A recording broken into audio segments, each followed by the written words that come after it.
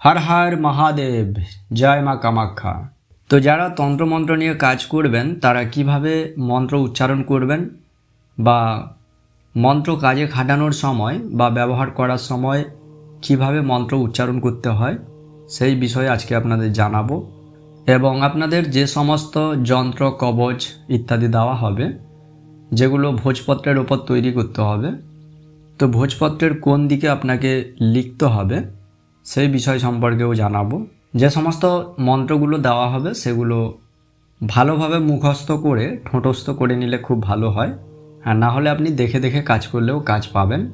কিন্তু যে সমস্ত মন্ত্র দেওয়া হবে সেগুলো ভালোভাবে মুখস্থ করে নিলে তার কাজ আরও ভালো পাবেন। তো যখন মন্ত্র আপনি কাজে খাটাবেন বা ব্যবহার করবেন, তখন মন্ত্র এমনভাবে উচ্চারণ করবেন আপনার কাছে যদি কোনো ব্যক্তি থাকে যেন সে ব্যক্তি না শুনতে পায়। অর্থাৎ মন্ত্র উচ্চারণের সময় ঠোঁট জিভ সব নড়বে, কিন্তু বাইরে আওয়াজ বেরোবে না। আপনার মুখের মধ্যেই সেই আওয়াজ থাকবে, সামনে যারা বসে থাকবে তারা যেন সেই মন্ত্র না শুনতে পায়। তো আশা করি বুঝতে পেরেছেন যে মন্ত্র কিভাবে উচ্চারণ করে কাজে খাটাবেন বা ব্যবহার করবেন।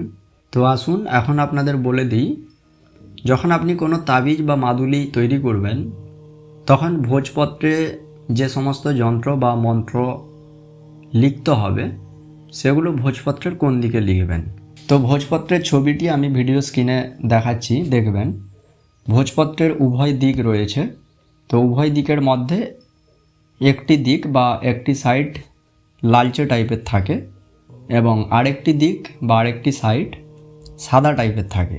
ভোজপত্রের যে দিকটাতে সাদা টাইপের কালার রয়েছে সেই দিকটাতেই কিন্তু আপনাকে তাবিজ কবচ ইত্যাদি লিখতে হবে। তো আশা করি আমি বোঝাতে পারলাম আপনাদের, এবং আশা করি আপনারাও বুঝে গেছেন। তো দেখা হচ্ছে আগামী পর্বে। সবাই ভালো থাকবেন। ধন্যবাদ।